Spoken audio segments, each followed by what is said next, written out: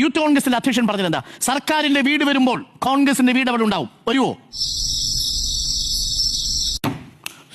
ഭയങ്കര തന്നെ അടിച്ചു സ്കോർ ചെയ്തു. അടിച്ചു സ്കോർ ചെയ്തു.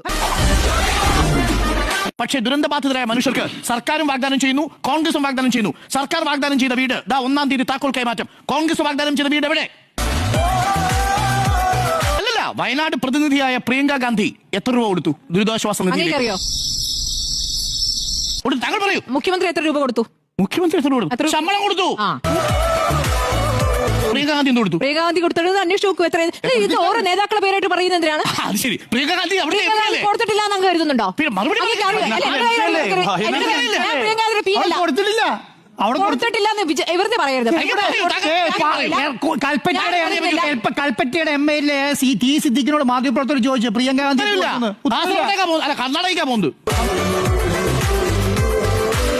പ്രിയങ്ക ഗാന്ധി എത്ര കൊടുത്തു? സ്മൃതി പരുത്തിക്കാട് പറയേണ്ട ആവശ്യം അത് ചോദ്യമല്ലേ? അല്ല, അത് അവരോടാണ് ചോദിക്കുന്നത്, എന്നോട് ചോദിക്കേണ്ടത്. ഇതെന്ത് രീതിയാണ്? നിങ്ങൾ എന്താ കോൺഗ്രസ് സ്റ്റാഫിൽ ഞാൻ പ്രതിപക്ഷത്താണ് നിൽക്കുന്നത്, പ്രതിപക്ഷ പാർട്ടിയിലല്ല.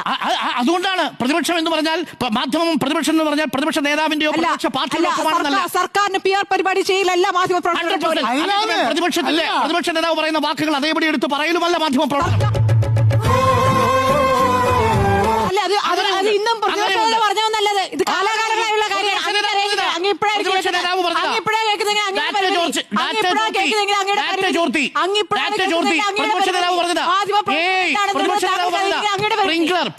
പറഞ്ഞതാ. മാധ്യമങ്ങൾ ഏറ്റെടുത്ത ഓരോന്നും ഇവിടുത്തെ പ്രതിപക്ഷ നേതാവ് പറഞ്ഞതാ. വസ്തുത അന്വേഷിച്ച് പോയിട്ടുണ്ടോ? ഒടുവിൽ കോടതിയിൽ നിന്ന് തിരിച്ചടി കിട്ടിയില്ലേ? സ്പ്രിംഗ്ലർ വിഷയത്തിൽ, വിഷയത്തിൽ പബ്ലിസിറ്റി ഇൻട്രസ്റ്റ് ലിറ്റിഗേഷൻ ആണെന്ന് പറഞ്ഞില്ലേ? ഇവിടെ നിന്ന് നമ്മൾ എല്ലാവരും ഒരുമിച്ച് ചോദിക്കേണ്ട ചോദ്യമാണ്, സർക്കാരിനോടൊപ്പം വീട് കൊടുക്കാമെന്ന് പറഞ്ഞ കോൺഗ്രസിന്റെ വീട് എവിടെ? ഈ ചോദ്യം PR സുനിൽ ചോദിക്കുമ്പോൾ സ്മൃതി ഇടപെട്ട് ചോദിക്കുകയാണ്. രജിസ്റ്റർ ചെയ്തിട്ടുണ്ടല്ലോ. താങ്കൾക്ക് ഇപ്പോഴും ബോധ്യം വരുന്നില്ല കോൺഗ്രസ് ആ ദുരന്തബാധിതരായ ആളുകളോട് കൊടുത്ത വാഗ്ദാനം ഈ നിമിഷവും പാലിച്ചില്ല എന്നുള്ളത് വസ്തുതയല്ലേ?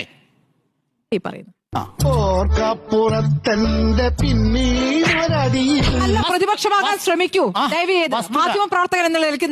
അതാണ് പ്രതിപക്ഷത്തോടും പറയാനുള്ളത്. ഒരു അവിശ്വാസ പ്രമേയം പോലും കൊണ്ടുവരാതെ, ഒരു അടിയന്തര പ്രമേയം പോലും അവതരിപ്പിക്കാതെ ഒളിച്ചോടിയ പ്രതിപക്ഷത്തോട് പറയൂ സ്മൃതി. ശരിയായ രീതി കോൺഗ്രസ് ആയാലും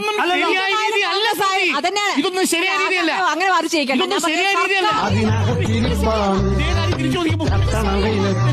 കണ്ണ് കാണാതിരിപ്പാണ്, മൊത്തം ഇരുട്ടാണ്, അതിനകത്തിരിപ്പാണ്, കത്തണ വിലത്തും കണ്ണ് കാണാതിരിപ്പാണ്.